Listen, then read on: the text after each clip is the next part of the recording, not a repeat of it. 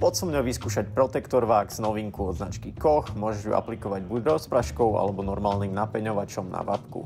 Ja som teda zvolil napeňovač, stačí tam naozaj iba kúsoček toho a zalejem to vodou. Takto už si to nachystáme, pripravíme na vapku a môžeme začať aplikovať.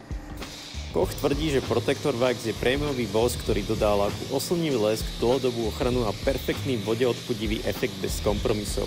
S jemným povrchom na dotyk a jednoduchým sušením. Poďme sa na to pozrieť teda. Ako si môžeš všimnúť, na niektorých miestach ten produkt začína normálne stekať dole, ako keby sme mali keramiku na aute. A upozorňujem, že nemáme žiadnu keramiku, ani žiadny iný produkt, ani vosk.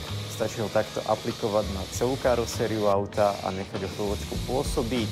Na obale bolo, tuším, 1 minúta konkrétne. No, takto už to mám v podstate na celom aute a chystám si tú vapku.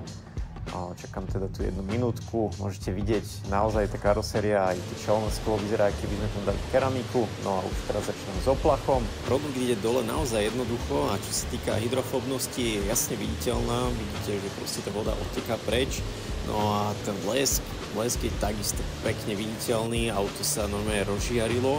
Posledná vec, ktorá nám zostáva, je zistiť, či v podstate sa auto aj jednoduchšie utiera, takže ideme si zobrať utierák. No a jedným ťahom prejdeme od strechy až po kapotu, ale ako môžete vidieť, zobral to takmer všetko. Kolega už mi tu pomáha a auto sme dali do sucha snad za minútku. Za mňa tento produkt naozaj skvele funguje, nájdeš ho na e-shop.rdmgarage.sk a už sa veľmi tešíme na tvoj nákup.